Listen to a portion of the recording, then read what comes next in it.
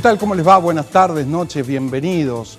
Parece que tanto el gobierno nacional como el ejecutivo provincial coinciden en algo, por lo menos, y es la de intentar intensificar la agenda de gestión. Una agenda de gestión que estuvo un poco opacada, mermada por la administración del cuadro pandémico y sobre todo cuando se empieza a ver que las elecciones intermedias están a la vuelta de la esquina, donde Córdoba, entre otras cosas, va a renovar 9 de sus 18 diputados nacionales, sumado a las 3 bancadas completas de senadores. Y en lo que queda de este año 2020 también aparece una agenda electoral con la elección más importante del año 2020 y tiene que ver con la elección de Río Cuarto. Digo importante, y ya va a aparecer la imagen aquí en pantalla, digo importante por lo que representa en términos de padrón electoral esa ciudad, la primera ciudad más importante del interior de la provincia. Cuando uno observa algunas encuestas, es cierto que Juan Manuel Llamosa, que aparece al lado del gobernador Schiaretti, aventaja a los otros 7 candidatos, pero es muy leve. ¿Cuál es el dato preocupante que, valga la redundancia, le preocupa en el panel? Es un 15% de ese electorado de Río Cuarto que está indeciso, por lo cual los otros candidatos van a intentar de sacar ventaja de ese 15% que hoy no está decidido a quién va a votar. Hasta ahora, en función del cuadro pandémico, se va a votar en noviembre. Veremos si la pandemia lo permite, ¿no? Bien, dicho esto, la otra parte, que si bien es una elección interna, tiene que ver con el partido del oficialismo de la provincia de Córdoba, del PJ, de Hacemos por Córdoba. ¿Por qué? Porque la pandemia también pospuso esa interna que se iba a realizar meses atrás. Cuando uno habla con los referentes de ambos sectores internos, tanto del albertismo, del kirchnerismo, como aquellos que le responden políticamente al gobernador Schiaretti, por lo bajo dicen que no le tienen miedo a una interna. Y si hay que ir a una interna, bienvenido sea, y que no está nada resuelto. Claro que por lo alto anhelan ir a una lista de unidad. Pero hay un dato que me parece que pasó un poco desapercibido y tiene que ver con uno de los referentes, peso pesado, digamos, por la antigüedad que llega militando en el Partido Justicialista, y es del senador Carlos Caserio. Fíjate lo que dice, en relación a que Schiaretti ya se pronunció que no va a votar, ni siquiera va a dar quórum en la reforma judicial. Fíjate, el gobernador Schiaretti es un abanderado del republicanismo. Por eso me sorprende que le haya pedido a sus diputados nacionales que no acompañen la reforma judicial. Un tiro por elevación, si se quiere, es mi propia especulación, diciendo que a Macri Schiaretti le votó todo. Y en esta ni siquiera va a dar quórum. Bien, dicho esto, te paso a comentar que para hoy vamos a estar hablando con el secretario de Gobierno de la Municipalidad de Córdoba, el doctor Miguel Siciliano. También vamos a estar hablando de los temas políticos, pero sobre todo, a casi 9 meses de gestión, ¿cuál es la autoevaluación, si se quieren, que hacen de estos meses? Pregunta que uso de anclaje para saludarlo. Doctor, ¿cómo le va? Gracias por estar. Muy bien, gracias por invitarme. Bueno, usted me escuchó a casi 9 meses de hacerse cargo, de los cuales, digamos, 4 fueron administrados o gobernados en épocas normales, sin pandemia, ¿no? ¿Qué evaluación se puede hacer? Bueno, la verdad es que vos sabés que la gestión que encabeza el intendente Yarlor y de la cual formo parte, nos tocó asumir un municipio que estaba literalmente quebrado, fundido. Para que vos te des una idea, la ciudad de Córdoba tenía presupuestado, por la gestión anterior, porque los presupuestos siempre se hacen de un año para el otro. Claro. Y la gestión de Mestre había presupuestado, para que la gente entienda qué es presupuestar, había entendido que en el año 2020 Córdoba iba a recaudar 50.000 millones de pesos. Sin embargo, nos encontramos con una deuda que superaba los 30.000 millones de pesos. Por lo tanto, debíamos casi el 70% del presupuesto, a una deuda muy corta porque tenía corto plazo. La verdad que nos encontramos con un municipio que, además de estar quebrado económicamente, tenía toda su estructura administrativa muy mal organizada, los expedientes papel, nada informatizado. Y la verdad que la gestión del intendente Yarlora rápidamente logró implementar el Ciudadano Digital con el CIDI, que esto nos permitió generar un avance importante. Con lo que se ve claro, aparte, porque esto nos permitió generar informatización en la comunicación, en las notificaciones, hacer que el expediente empiece a tener un circuito digital. Además logramos que, por ejemplo, nuestro registro civil hoy sea un registro civil plenamente digital. Todas las actas son digitales. Hoy un vecino puede pedir de manera mail vía su casa un acta que le sirve para hacer cualquier trámite en cualquier lugar de la ciudad. Además, comenzamos con los acuerdos colaborativos que los hizo el intendente en persona, porque fue él quien encabezó cada uno de estos acuerdos colaborativos con los actores gremiales, porque vos sabés que el municipio tiene 3 grandes gremios que tienen que ver con la vida del municipio. Surbac, SUEM y UTA. Y por qué digo acuerdos colaborativos? Porque hay que reconocer que los 3 gremios, mayores peleas, menores peleas, pero los 3 gremios terminaron haciendo un aporte a la discusión de la ciudad. Porque la verdad es que no podíamos seguir teniendo un municipio, y mucho menos en estas condiciones de pandemia, donde la recaudación ha caído cerca del 40%. Entonces yo te decía, 50.000 millones dijo Mestre que íbamos a recaudar, pero debíamos de esos 50.000, debíamos más de 30.000. Pero la recaudación cayó el 40%. Por lo tanto, aún en épocas normales, había que revisar la situación de los gremios, imagínate en esta coyuntura. ¿Por qué? Porque nosotros necesitamos un municipio que le pueda prestar servicio al vecino. Porque no podíamos seguir teniendo un municipio que se endeudaba para pagar sueldos. No es que tomaba deuda para hacer grandes obras y con esas grandes obras hacer que el municipio progrese y que la ciudad avance. No, se endeudaba para poder pagar sueldos. Y en esto, lograr estos 3 acuerdos colaborativos históricos, pues yo me acuerdo cuando nosotros comentábamos que íbamos a tratar de acordar con SUEM, con UTA, con Surbac, la manera de empezar a achicar gastos, empezar a redistribuir mejor los ingresos municipales, nos decían todos, es imposible, no van a lograrlo. Sí, y sin embargo se pudo. Permítame hacer un paréntesis. ¿Sí? Yo creo, supongo, especulo que le han dicho que es imposible por el alto poder de movilización y de fuego, digamos, que tiene el SUEM. Lo digo esto en función de la historia contemporánea, ¿no? Empecemos con Mestre Padre, con aquellos 53 días de paro, etcétera. Y todos los intendentes, más allá de la buena intención, calculo y creo que han tenido, no han podido y han terminado cediendo ante la presión del SUEM. Nosotros hemos logrado acordar con los 3 gremios más fuertes, el SUEM, Surbac y UTA. Y esto nos ha permitido empezar a hacer acuerdos colaborativos con sectores que en esta situación de pandemia la están pasando mal. De hecho, desde el municipio logramos hacer acuerdos con la Cámara Hotelera, con los transportes escolares, con los jardines de infantes, con las playas de estacionamientos, con taxis y remis, con trabajadores de la cultura, más de 1.000 agentes culturales. Todos son sectores que no han logrado volver a la actividad y que el municipio les ha hecho un aporte económico, una ayuda, para que nosotros entendemos que para muchos de ellos la ayuda que el municipio ha podido hacer no soluciona su problema, porque el problema es mucho más grande. Una maestra que tiene a su cargo un jardín maternal privado, hace 5 meses que no abre, que no cobra la cuota, que tiene sus puertas cerradas. El municipio le dio, por ejemplo, 25.000 pesos.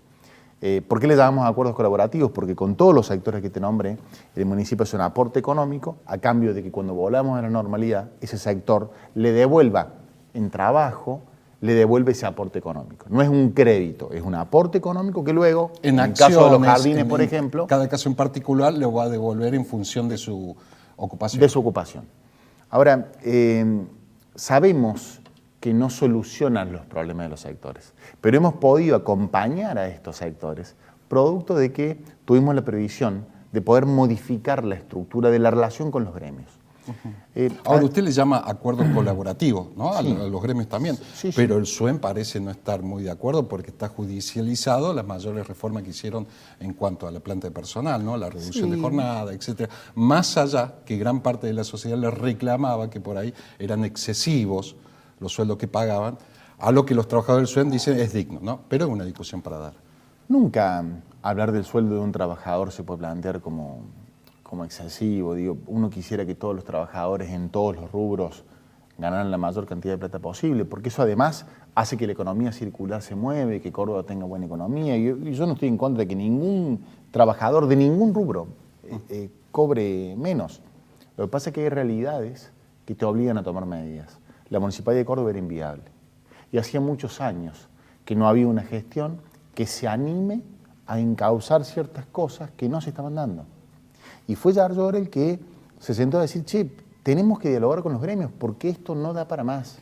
Porque el vecino de Córdoba necesita que el dinero que paga con sus tasas vuelva en servicios. Y además, los diferentes sectores económicos de Córdoba que vienen muy golpeados por la pandemia necesitan un Estado municipal presente, que los acompañe, que los ayude, que les dé. Y esto fue producto de aquellos acuerdos. Por otro lado, estamos trabajando conceptos de ciudad que también hacía muchos años que nadie se animaba a discutir. Por ejemplo, lo que son las grandes manzanas, la ampliación de barrios.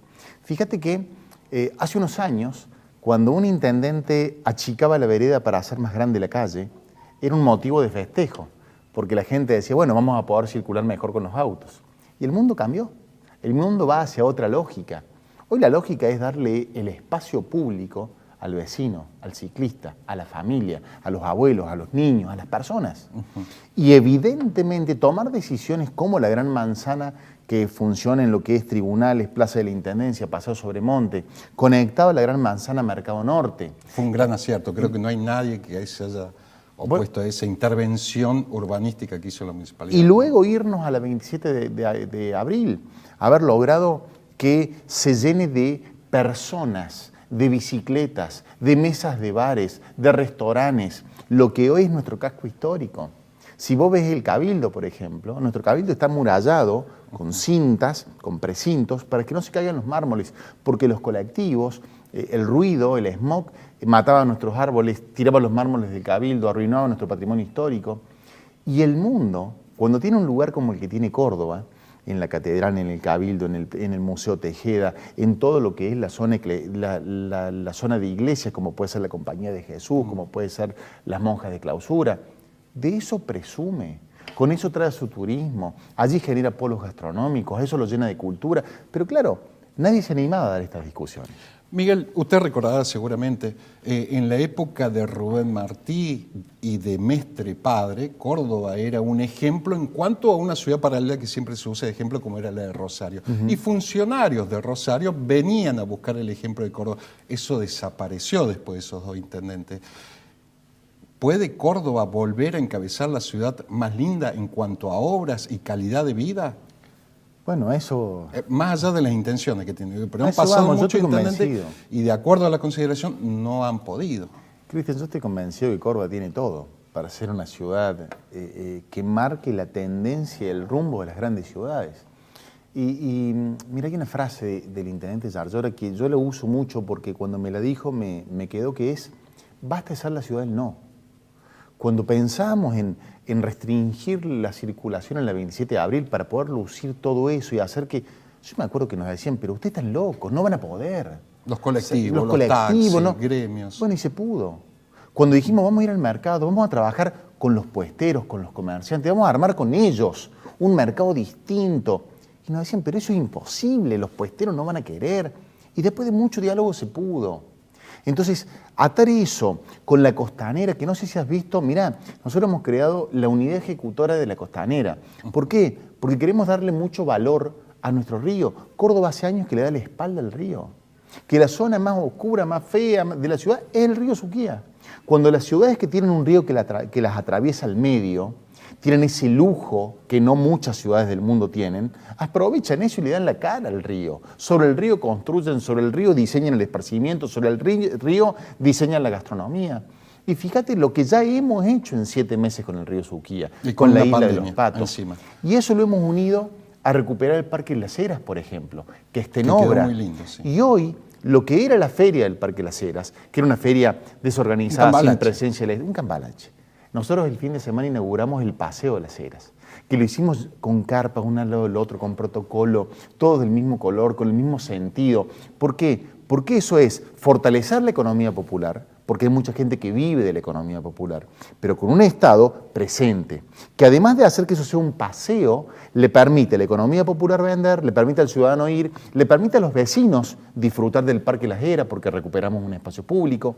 Entonces, en definitiva, me parece que Córdoba de a poco, y esto es lo que me queda como resumen de 9 meses de gestión, empieza a ser la ciudad del sí, empieza a ser la ciudad donde aquellos dogmas que parecían inamovibles empiezan a darse. Con los gremios se puede hacer acuerdos. Seguro. Las grandes manzanas se pueden concebir. Se puede dar espacio público al vecino y no al auto. Se puede unir barrios de la ciudad.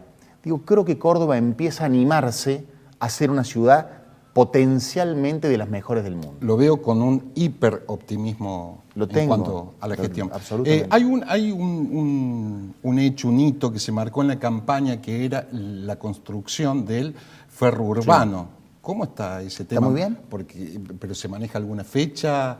¿Cuáles son los pasos que se están haciendo? Estamos trabajando mucho en que el ferrourbano sea parte de nuestro sistema de transporte alternativo, porque Córdoba tiene un sistema de transporte unimodal.